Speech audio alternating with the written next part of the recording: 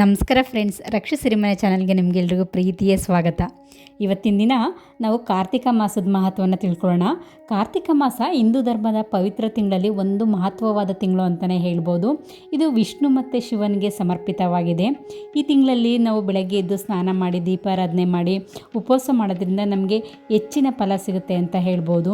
ಈ ಕಾರ್ತಿಕ ಮಾಸನ ಮಾಡೋದ್ರಿಂದ ಆಗುವಂಥ ಪ್ರಯೋಜನ, ಅದರ ಮಹತ್ವ, ಅದರ ಆಚರಣೆ ಹೇಗೆ ಎಲ್ಲವನ್ನು ಕೂಡ ಇವತ್ತಿನ ವಿಡಿಯೋದಲ್ಲಿ ತಿಳ್ಕೊಳ್ಳೋಣ. ಯಾರು ವಿಡಿಯೋನ ಸ್ಕಿಪ್ ಮಾಡಿಬಿಡಿ, ಕಂಪ್ಲೀಟಾಗಿ ನೋಡಿ. ವಿಡಿಯೋನ ಕಂಟಿನ್ಯೂ ಮಾಡೋಣ. ಅದಕ್ಕೂ ಮುಂಚೆ ನಾನು ಆ್ಯಸ್ ಯೂಸಲಿ ರಿಕ್ವೆಸ್ಟ್ ಮಾಡ್ದಂಗೆ, ನೀವು ಇನ್ನೂ ನನ್ನ ಚಾನಲ್ನ ಸಬ್ಸ್ಕ್ರೈಬ್ ಮಾಡದೆ ವಾಚ್ ಮಾಡ್ತಿದ್ರೆ ಪ್ಲೀಸ್ ಚಾನಲ್ನ ಸಬ್ಸ್ಕ್ರೈಬ್ ಮಾಡಿ ನೋಡಿ. ಇದರಿಂದಾಗಿ ನನಗೆ ಹೊಸ ಹೊಸ ವೀಡಿಯೋಸ್ ಹಾಕಲಿಕ್ಕೆ ಎಂಕರೇಜ್ ಮಾಡ್ದಂಗೆ ಆಗುತ್ತೆ. ಬನ್ನಿ ಫ್ರೆಂಡ್ಸ್, ಇನ್ನು ತಡ ಮಾಡೋದು ಬೇಡ, ವಿಡಿಯೋನ ಕಂಟಿನ್ಯೂ ಮಾಡೋಣ. ಈ ಕಾರ್ತಿಕ ಮಾಸದಲ್ಲಿ ಕೆಲವೊಂದು ಆಚರಣೆಗಳನ್ನು ನಾವು ಪಾಲಿಸಿದ್ರೆ ಸಕಲ ಪಾಪಗಳು ಕಳೆದು ಪುಣ್ಯ ಪ್ರಾಪ್ತಿಯಾಗುತ್ತೆ ಅನ್ನೋ ಒಂದು ನಂಬಿಕೆ ಇದೆ. ದೀಪಾವಳಿ ಅಮಾವಾಸ್ಯೆಯ ಮರುದಿನ ಪಾಂಡ್ಯದಂದು ಆರಂಭವಾಗುವ ಮಾಸವೇ ಕಾರ್ತಿಕ ಮಾಸ. ಹಿಂದೂ ಧರ್ಮದಲ್ಲಿ ಅತ್ಯಂತ ಶ್ರೇಷ್ಠವಾದ ತಿಂಗಳು ಅಂದರೆ ಇದೇ ಕಾರ್ತಿಕ ಮಾಸ ಅಂತ ಹೇಳ್ಬೋದು. ಕಾರ್ತಿಕ ಮಾಸದ ಮುನ್ನುಡಿಗಾಗಿ ದೀಪಾವಳಿ ಹಬ್ಬವನ್ನು ಆಚರಿಸುವುದರ ಮೂಲಕ ದೀಪಗಳನ್ನು ಬೆಳಗ್ತೀವಿ. ಇಲ್ಲಿಂದಲೇ ಮುಂದಿನ 1 ತಿಂಗಳುಗಳ ಕಾಲ ದೀಪವನ್ನು ಬೆಳಗುವ ಅತ್ಯಂತ ಪವಿತ್ರವಾದ ತಿಂಗಳು ಈ ಕಾರ್ತಿಕ. ಇನ್ನು ಈ ಕಾರ್ತಿಕ ಮಾಸದ ಮಹತ್ವ ಏನು ಅಂತ ನೋಡೋದಾದರೆ, ಕಾರ್ತಿಲ ಅಂದರೆ ಒಂದು ನಕ್ಷತ್ರವಾಗಿದ್ದು ಇದು ನವೆಂಬರು ಮತ್ತು ಡಿಸೆಂಬರ್ ತಿಂಗಳಲ್ಲಿ ಚಂದ್ರನಿಗೆ ತುಂಬ ಹತ್ತಿರ ಇರುತ್ತೆ. ಹಾಗಾಗಿ ಈ ಮಾಸಕ್ಕೆ ಕಾರ್ತಿಕ ಮಾಸ ಅಂತ ಕರೀತಾರೆ. ಪ್ರತಿಯೊಂದು ಮಾಸಕ್ಕೆ ಒಬ್ಬೊಬ್ಬ ದೇವರಿರುವಂತೆ ಕಾರ್ತಿಕ ಮಾಸದ ಅಧಿಪತಿ ಈಶ್ವರ. ಈ ಮಾಸದಲ್ಲಿ ಶಿವನಿಗೆ ದೀಪೋತ್ಸವ ನಡೆಸುವಂತೆ ವಿಷ್ಣುವಿಗೆ ತುಳಸಿ ಜೊತೆ ಕಲ್ಯಾಣ ಮಾಡಲಾಗುತ್ತೆ. ಕಾರ್ತಿಕ ಮಾಸದಲ್ಲಿ ಆಚರಿಸಬೇಕಾದ ನಿಯಮ ನಿಷ್ಠೆಗಳನ್ನು ಹೇಳಿಕೊಟ್ಟವರೇ ಬ್ರಹ್ಮದೇವನೆಂದು ಹೇಳಲಾಗುತ್ತೆ. ಹಾಗಾಗಿ ಇದು ತ್ರಿಮೂರ್ತಿಗಳಿಗೆ ಪ್ರಿಯವಾದ ತಿಂಗಳು ಅಂತ ಹೇಳಲಾಗುತ್ತೆ. ಕಾರ್ತಿಕ ಮಾಸದ ಅವಧಿ ತುಂಬ ಕಡಿಮೆ ಇರುತ್ತೆ. ಈ ಟೈಮಲ್ಲಿ ರಾತ್ರಿ ಜಾಸ್ತಿ ಇರುತ್ತೆ, ಹಗಲು ಕಡಿಮೆ ಇರುತ್ತೆ. ಋತುಮಾನದ ಅಂಧಕಾರದ ಜೊತೆಗೆ ಮನಸ್ಸಿನ ಅಂಧಕಾರವನ್ನು ಕಳೆಯುವುದು ಈ ಮಾಸದ ವಿಶೇಷ. ಹಾಗಾಗಿಯೇ ಇದನ್ನು ದೀಪೋತ್ಸವದ ತಿಂಗಳೆಂದು ಕರೆಯುತ್ತಾರೆ. ಇನ್ನು ಕಾರ್ತಿಕ ಮಾಸದ ಆಚರಣೆನ ನಾವು ಹೇಗೆ ಮಾಡಬೇಕು ಅಂತ ನೋಡೋದಾದರೆ, ಈ ಮಾಸದಲ್ಲಿ ನಾವು ಪೂಜೆನ ಕೈಗೊಳ್ತೀವಲ್ಲ, ಅದು ಹೆಚ್ಚು ಫಲನ ನೀಡುತ್ತೆ. ಮತ್ತು ಈ ಮಾಸ ಆಧ್ಯಾತ್ಮಿಕ ಸಾಧಕರ ಮಾಸ ಅಂತಲೇ ಹೇಳಲಾಗುತ್ತೆ. ಕಾರ್ತಿಕ ಮಾಸದಲ್ಲಿ ನಿಯಮ ನಿಷ್ಠೆಯಿಂದ ಉಪವಾಸ ಇದ್ದು ದೇವಸ್ಥಾನಕ್ಕೆ ಹೋಗಿ ದೀಪನ ಹಚ್ಚಿದರೆ ಹೆಚ್ಚು ಪುಣ್ಯ ಪ್ರಾಪ್ತಿಯಾಗುತ್ತೆ ಅಂತ ಹೇಳಲಾಗುತ್ತೆ. ಕಾರ್ತಿಕ ಮಾಸದ ಶುಕ್ಲ ಪಂಚಮಿಯನ್ನು ಗರುಡ ಪಂಚಮಿ ಅಂತ ಕರೀತಾರೆ. ಕಶ್ಯಪ ಮುನಿಯ ಪುತ್ರನಾದ ಗರುಡನು ವಿಷ್ಣುವಿನ ವಾಹನ. ಹೀಗಾಗಿ ಗರುಡನನ್ನು ದೇವತಾ ರೂಪಿ ಎಂದು ಪರಿಗಣಿಸಲಾಗುತ್ತೆ. ಅದರಿಂದ ಈ ದಿನ ಗರುಡನನ್ನು ವಿಶೇಷವಾಗಿ ಪೂಜೆ ಮಾಡಲಾಗುತ್ತೆ. ವಿಷ್ಣುವಿನ ದೇವಾಲಯಗಳಲ್ಲಿ ಗರುಡ ಪಂಚಮಿಯನ್ನು ವಿಶೇಷವಾಗಿ ಆಚರಣೆ ಮಾಡಲಾಗುತ್ತೆ. ಈ ಪವಿತ್ರ ಕಾರ್ತಿಕ ಮಾಸದ ಶುಕ್ಲ ಪಕ್ಷದ ದ್ವಾದಶಿ ಎಂದು ತುಳಸಿ ಹಬ್ಬನ ಆಚರಿಸಲಾಗುತ್ತೆ.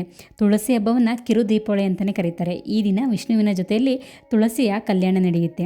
ಆಷಾಢ ಮಾಸದಲ್ಲಿ ಬರುವ ವೈಕುಂಠ ಏಕಾದಶಿ ಎಂದು ಯೋಗನಿದ್ರೆಗೆ ಜಾರುವ ಶ್ರೀಹರಿ ಕಾರ್ತಿಕ ಬೆಳಕಿನ ಸ್ವಾಗತ ಕೋರಿ ತುಳಸಿ ಜೊತೆಗೆ ಕಲ್ಯಾಣ ನಡೆಸುವ ಉತ್ಥಾನ ದ್ವಾದಶಿಯ ತುಳಸಿ ಪೂಜೆ ತುಂಬ ವಿಶೇಷವಾದದ್ದು.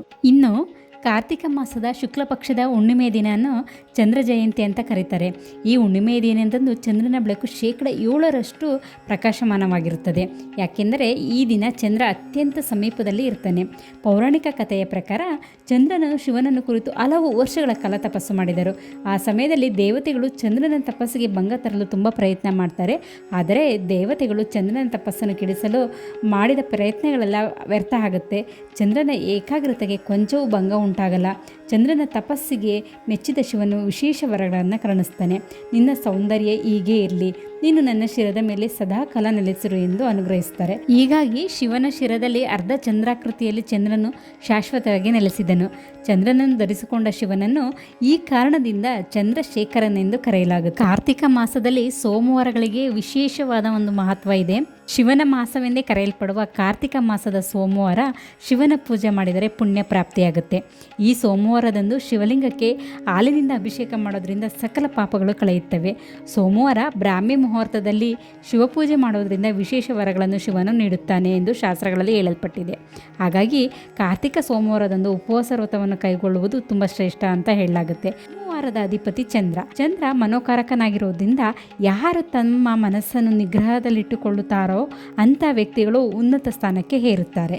ಬ್ರಹ್ಮದೇವರ ಆನಂದ ಬಾಷ್ಪವು ಭೂಮಿಗೆ ಬಿದ್ದು ಬೆಟ್ಟದ ನಲ್ಲಿಕಾಯಿ ಮರವಾಗಿದೆ ಎನ್ನುವ ನಂಬಿಕೆ ಇದೆ.